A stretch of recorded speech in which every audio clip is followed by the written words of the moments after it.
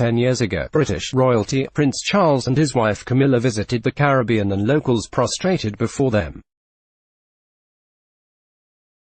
Local leaders made arrangements for them to play the steel pan and the sacred Rastafarian Nyabingi drums. Leslie from AfricaSpeaks.com wrote an insightful article titled "Royal Visit Highlights Lingering Colonialism" that brought attention to the dynamics of colonialism in this visit. This article is as relevant today as it was 10 years ago when it was written, given the celebratory eruptions at the wedding of British monarch Prince Harry and his bride Meghan Markle. Yet the world is poorer today for elevating fake royalty to dizzying heights of reverence while neglecting the royalty inherent in resistant voices who have worked hard at being better examples of humanity. While many people gush at royalty and the power of love for people of the Caribbean and wider global South, who are still faced with the structures of British coloniality embedded deeply in our society and the world we live in, it is an opportunity to reflect on these issues. The British monarchy and the empire of violence. The British Empire was held together by violence in two forms. The first one was the military violence that invaded and conquered territories, set up slave plantations and brutally suppressed dissent and revolts. The second, and perhaps more dangerous form of violence was the violence of knowledge, which involved spreading a narrow and ideological system of values, culture and information as if it was the best and only one. Non-European and non-Christian ways of seeing and being were bastardized and destroyed. It is through this violence that Anglo-Saxonism firstly became the dominant European model of civilization and progress, and later the global model of civilization and progress. It also explains how, after more than 50 years of independence from Britain, the social, mental and global structures erected across the global South as part of colonial domination are still influential. Generations of children had to sing "God Save the Queen" in local schools that instilled British and Christian values on young impressionable minds. Within this British educational system, ideas of white superiority and black inferiority, subservience to colonial authority and demonization of non-European cultures formed part of the structures that upheld the British colonial empire. This feeds into the global reverence for Britain and her monarchy.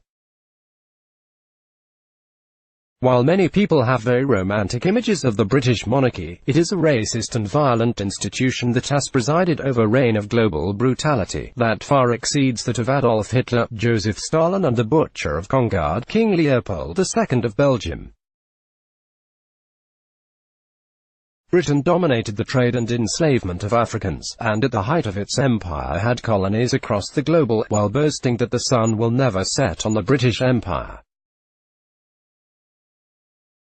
They also participated in the genocide of indigenous people in the Americas, Africa and Australia. While in charge of India, British actions of increasing taxes and exporting crops grown by farmers caused a series of famines that resulted in the death of millions of Indians. In one of these famines, known as the Bengal famine, Britain diverted food to its soldiers, and caused the death of between 3 and 10 million people. During the Mau Mau uprising against British rule in Kenya, the Kikuyu people were imprisoned in concentration camps and subjected to torture, executions and sexual abuse, yet despite being the most pervasive colonial power, and with perhaps the most colonial crimes against humanity under its belt, Britain is still able to project an aura of respectability, honor and nobility. This allows them to avoid responsibility for the many atrocities. Stolen wealth of nations across the global South. Most countries that were colonized by Britain still maintain membership in the Commonwealth of Nations. Also called the Stolen Wealth of Nations, this organization is headed symbolically by the British Queen. Once every 4 years, athletes from all of these countries participate in the Commonwealth Games, established by the Commonwealth of Nations, and again presided over by the British Queen. It is a travesty that most Global South leaders see it fit to maintain membership in this colonial organization, rather than creating an independent global organization to serve the interests of Global South countries and to further decoloniality. It also reminds us that the structures of domination have survived long past the point of political independence more than 50 years ago. Let us not forget that in the Caribbean, the countries of Jamaica, St. Lucia, Barbados, St. Vincent and the Grenadines, Antigua, Grenada and St. Kitts and Nevis still maintain the Queen of England as the symbolic head. Guadeloupe and Martinique are still colonized by France. In addition, there have been concerns that there are moves to recolonize the Caribbean given the situation in the former Netherlands Antilles Bonaire Street. Eustatius and Saba, where in 2010 the Netherlands took control of these areas and declared them as municipalities of the mother country. This is a reminder that mental and political decolonization is an ongoing process across the Global South. How can Global South people celebrate the romantic activities of the monarchy when the structures of coloniality are still so much a present part of day-to-day realities? Caribbean thinkers have long pointed out the damaging presence of the colonial jumbi-adupi. Celebrating without considering all of this is tantamount to celebrating colonialism. Consider this analogy. You are at home one evening, and intruders break into your house, kill some members of the family, rape some, and torture some. They steal the valuables in the home, and hold some members hostage. What degree of psychological pressure would it take for those members of your house to accept guidance from the intruders on how to be a good person, how to educate your children, and how and who to worship? More so, to feel excited about one of the intruders' impending marriage. These are the circumstances in which we find ourselves today. Reparations and the redemptive power of love. Scholars, such as C.L.R. James, Eric Williams, Joseph Inigori, Walter Rodney and most recently Hilary Beckles, have explained the relationship between European colonial nations and their overseas colonies. Eric Williams in his seminal book Capitalism and Slavery explained how proceeds derived from slavery and colonialism were a key part of economic transformation in Western Europe. Hilary Beckles develops Williams' ideas in his book Britain's Black Debt: Reparations for Caribbean Slavery and Native Genocide by going into the archives and tracing how the British royal family, the British government, the established church, many elite families, and institutions in the private and public sector all invested in, and benefited directly from, slavery.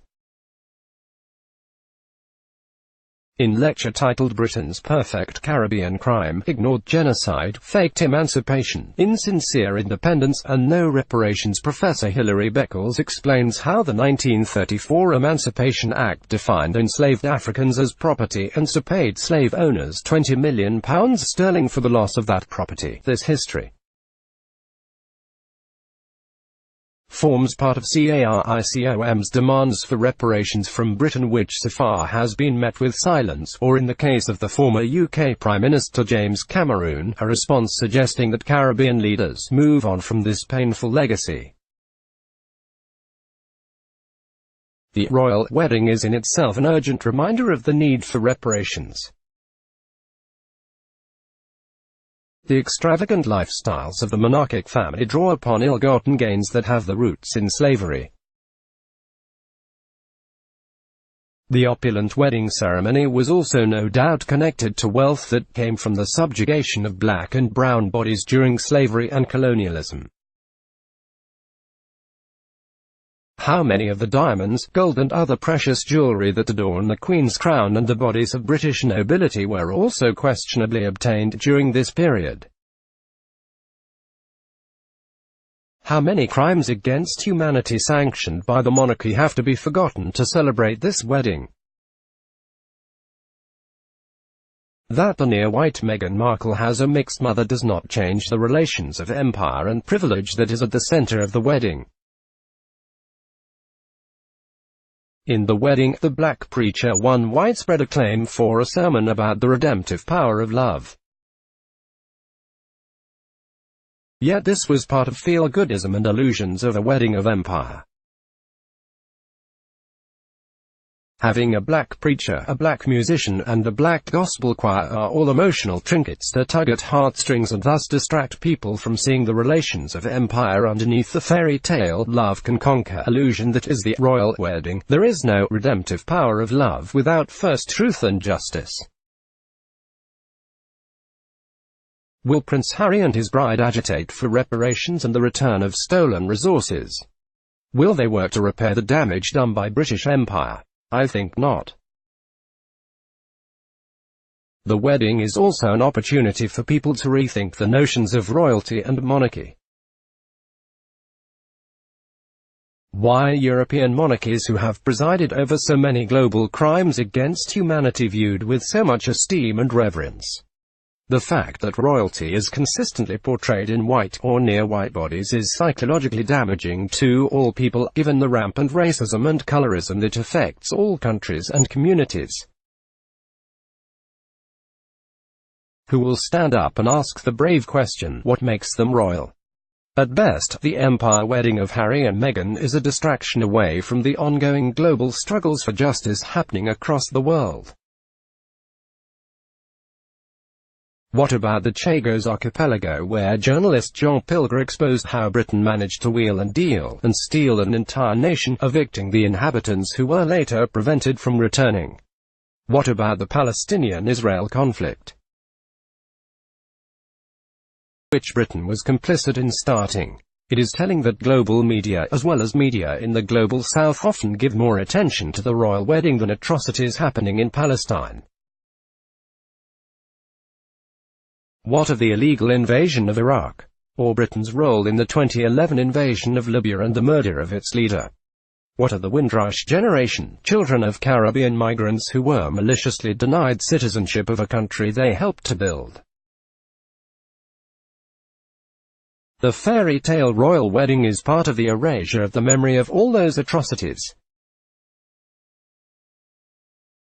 The feel-goodism that occurs when there is even just a slight departure from the lily-white faces in positions of leadership in colonial establishments does nothing to lessen or repair the damaging impact of coloniality. In fact, it does quite the opposite. The feel-goodism puts minds to sleep as people are far less likely to think critically, thereby allowing dominating structures to increase the control, without opposition.